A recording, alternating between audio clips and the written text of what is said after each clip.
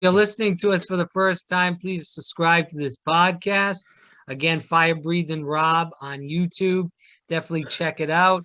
We do have a special guest on. This is Emmanuel Jenkins. He's going to be telling his story about him and his special friend Hogan. We're going to talk that and all about many other things, I'm sure, throughout this podcast. But Emmanuel, first of all, thanks so much for coming on. It's been great conversating with you today and the other times we conversated before. Thanks so much for coming on. Absolutely, my pleasure. It's been a while. We've been trying to coordinate this, so it's kind of good to finally get in the hot seat and have this conversation. So thank you for having us. So as we start the program, Emmanuel, can you tell people a little bit about you in general and how you found out about Canine Companions for Independence? Sure. So a little bit of my background. I was born with cerebral palsy, Mhm. which is typically not the first thing I tell people. But in this instance, I think it's important for the listeners to know that I was born with cerebral palsy, and I always had this ambition and goal to live on my own and live independently and Right. live a full active life. So through research when I was younger, I say that like I'm an old guy. Uh, but when I was younger, I did research and I found the organization Canine Companions for Independence Mhm. and started the process. And I got to the point where you would have to come in for a visit, and I couldn't get my mother to go with me because she was busy with work and Mm. being a single mom and having to take also care of my other brother. It was just not the right time. Even though I knew I needed one, I wanted one. I knew that it would really enhance my life, but it didn't work out. But things work out when we put enough work into them to make them work. So fast forward years later, became more independent with working. I started working when I was 15. Had I worked in the retail. I worked for the Boys and Girls Club of Delaware, and then my career started. And throughout that process, I decided to reapply for Service Dog and got on the waiting list, and 8 years later, I ended up with Hogan. Even though the waiting list was long, for me, it's not that long for everybody. The pandemic came, and Mm. I call Hogan my pandemic survivor because we actually went through team training, you know, Mm. in the middle of the pandemic, so of course it's a process, but I imagine what my life would have been with Hogan or another dog for that matter if I got him when I was younger versus now. So now I'm grown. I'm married. I've been married for um going on 12 years. Wow. And it's just a Hogan's part of the family, and I'm going nowhere without him, except maybe the bathroom, and that's only if I'm home.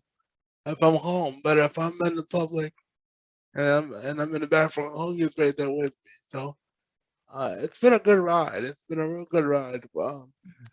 Having Hogan in the community. If I drop my wallet or cell phone, which I drop quite often, Hogan will pick it up, and I no longer have to ask a stranger, "Hey, can you grab my credit card and grab my phone?" And in the hopes that in the fear that they might run off with it. You know what I Right. mean? So Hogan's not gonna run anywhere as long as I treat him with respect and give him a belly rub, and feed him some kibbles and bits twice a day. Yeah, so talk about that. You did talk a little bit about how Hogan's changed your life. I know he helps you with picking things up. What else has Hogan done that he's changed your life for the better, obviously? It's kind of cliche, but they say a dog is a man's best friend. Correct. But I really believe that Hogan gives me that another sense of existence. I have to make sure that I'm well and that I'm doing the best that I can Mhm. to be able to take care of him. It's a two-way street. We look at service dogs as some people look at service dogs as dogs doing, magic tricks.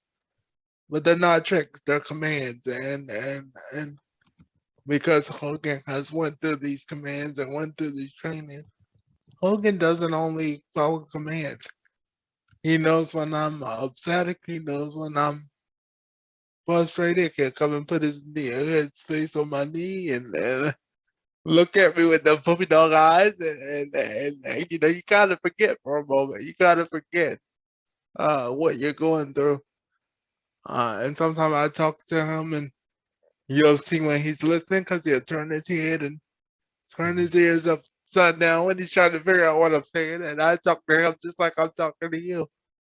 But when I give him a command, he knows the difference between a command and a regular, quote unquote, normal conversation. So, but Hogan, as you mentioned, he can pick up stuff. He can turn the lights on. He can open and close the refrigerator. Push the elevator button. It's just that sense of security. We live in a society these days where the world is dangerous.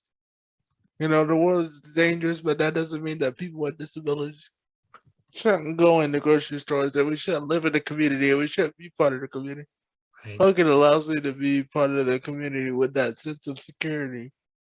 That if something goes wrong, he's there to, add that second layer of security. So what is his favorite activities to do with you? Just go out in the Man, community or he be ready to beat me out the door. When right. when transportation pulls up, he knows. He knows that we're ready to go, and when we go out as a family, and I'll say, "You ready to go for a ride?" He'll start running around in circles because he knows, that we're going to go outside. But even when my wife takes him on walks, Mm. she'll say, "You ready to go for a walk?" And he'll give her that look, and grab his leash and ready to go. So, he really loves to be outside. He really loves to be working, and I think that's something to remember. Right. That's what makes these dogs really, really tremendous. They were bred. They went through this training to work. So the minute we slide that vest on them, the one that kindly tells people, "Hey, don't pet." I'm a service dog that people kind of ignore, even though they can read it. Uh, but I think that's important to note that the minute they put that vest on, they are in working mode and they're ready to go. You can tell the days where if we don't go anywhere because the weather is bad or things like that, you can tell that Hogan is like, okay, what's going on? We need to be outside. I need to be picking up something, or I need to be turning on the lights, or I need to be opening the refrigerator because that's, I get paid in he gets paid in puppy cuddles and good boys and thank yous and that kind of thing. So he looks forward to those positive reinforcements, and he's always ready to go to work. And he's looking forward to 5 minutes so he can eat. Oh yeah, yeah. He um he uh, uh he will be scooting closer and closer to me as the clock gets a little closer. But he does know not to interrupt me while I'm talking, and he can tell when I'm working. So right now he is currently laying just about under my desk. If people want to find out more about Emmanuel's story with Hogan, if you go to canine.org, that's the website for Canine Companions for Independence.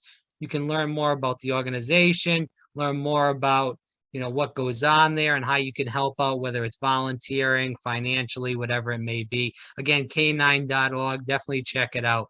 Canine Companions for Independence. What was the hardest part of team training? I think the hardest part was uh everybody was everybody was watching us, and it was you gotta remember, I waited for a service dog for 8 years. So because I waited so long and I was on that waiting list, Yeah. when I got there and that moment came, I wanted to do everything right. But part of doing everything right, or part of being a responsible dog handler, was realizing that I couldn't do everything on my own. Sure. And that I didn't need to do everything on my own. What makes me a smart handler is for me to say, I need help with this. Can you put my dog's vest on? Can you help me get the dog water? Can you make sure we're both set up for success? And I think there's also this important piece of people and people also in the media world make it seem like these dogs just do these commands with no flaws, but that is not true. So I had this misconceived notion that I would give a command and they would go and that he would go and open the fridge and bring me a soda without any challenges, or look at my credit card without any reinforcement. And that's not the truth. The truth is that it's a process that we both, meaning me and the dog, has to work through that process. To Well, they're figure out not what robots. exactly, and that's what I want to get across to people, and that's how they're not this computer generated intelligent system. They're pretty smart, but we must work with them as well as they work with us to make sure that it works. Right. And it's just amazing what they do also. And I want to get toward the end of the interview. Again, for people that is listening, this is Emmanuel Jenkins. He's talking about his service dog Hogan from Canine Companions for Independence. If you want to find more about that organization, go to canine.org. Again, canine.org. Emmanuel, as we go to the end of the interview, I just want to end with some quick audience questions. So let's get to these audience questions. The first question is, how old is Hogan? Hogan is now 3 years old. When I got Hogan, he was about 2.5. So he turned 3 last year on May the 12th. He's getting bigger as the days Yes. go on. So let's keep going into this. Again, I want to ask you this question is, what is Hogan's favorite toy? See this right here? That's a bottle. I got a bottle in my hand right now. Anything that is plastic or anything that makes noise, he is not hard to please at all. But he really loves anything that squeaks. If Like it a squeaks, ball or yes, like if it squeaks like a mouse or a squeegee toy, he is all over it. And if I had one nearby, I would show you how he goes crazy over squeaky toys, but I won't do that right now because your podcast would be ruined. Yeah, it would be fine. We all love Hogan, so it would be fine. So as we go to the end of the interview, Emmanuel, so last two questions. What do you hope people learn from our talk today, Emmanuel? I hope people learn that um people with disabilities can do anything that we put our heart and minds to. We may need support Sure. from a human or a service dog. Um, but that doesn't mean that we can't do those things that we desire to do. And I think one thing to remember is that support can come in all different forms. Correct. In some countries, yeah, miniature ponies, and I don't recommend trying to get on an airplane saying that your boa constrictor is a service dog or a service animal. Yeah. I don't recommend that, but maybe who knows? Maybe in a country, maybe Utah, the boa constrictor to do something. I don't know. That's not my area of expertise.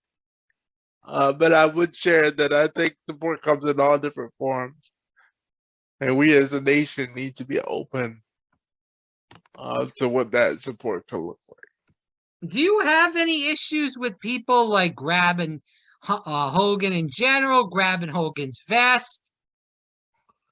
Man, I think I need a T-shirt. I need a tattoo. I need a billboard.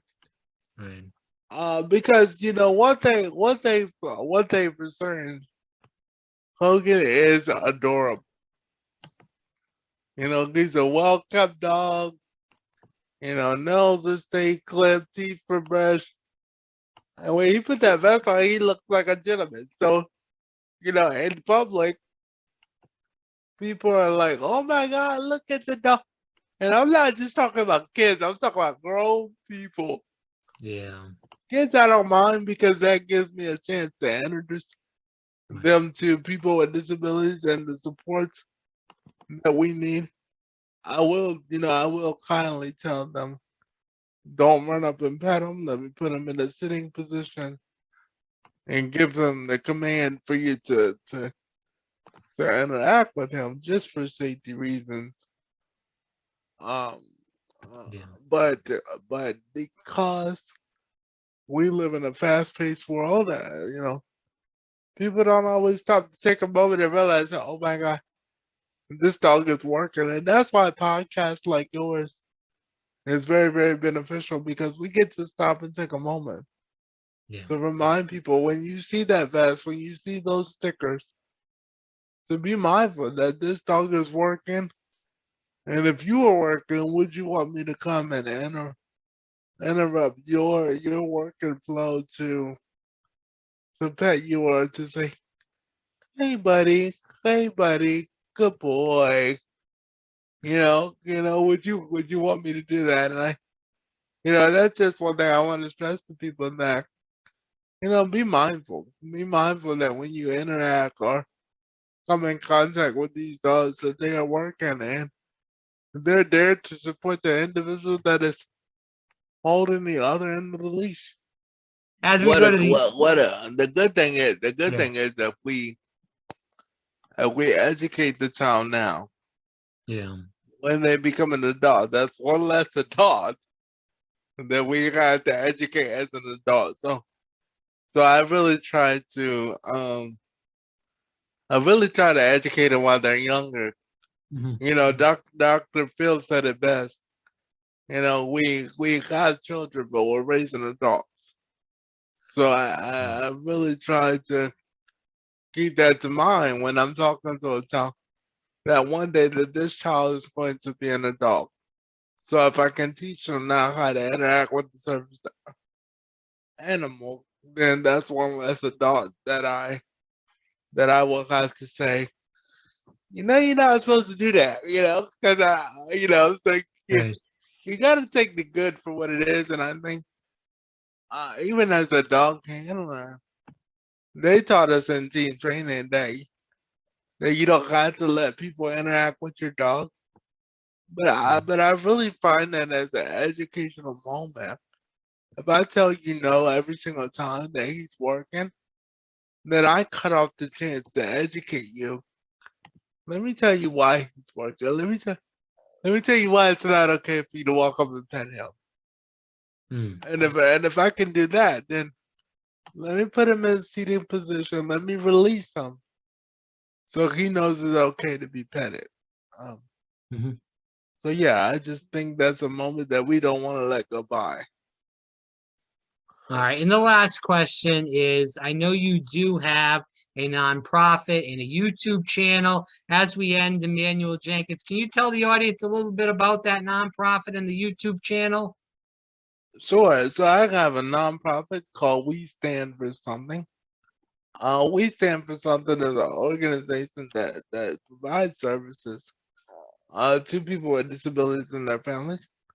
So we provide services that support individuals to enhance their lives. So we offer IEP advocacy support, meaning that we go into IEP meetings and I look at people's IEPs, sit up late at night, going through them with a fine tooth comb.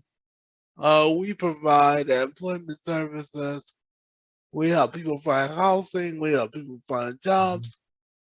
We help people with resume writing. We help people apply for services. We help people with anything that they want to do to enhance their life. And then the YouTube channel that you're referring to, that YouTube channel is actually through my full-time job, as I don't already have enough to do. But that is through the Delaware Developmental Disabilities Council. We have a YouTube channel, video series called Let's Talk About It, and that's where I get to sit down with legislators, community members, service providers to educate the community on what's available. Speaking of podcasts, we also have a podcast being released at the end of this month called Advocates of the Roundtable. It will be on every platform, including Apple Podcast, Spotify, and all other major brands for podcasts. So I'm looking for more information, more details for that to come.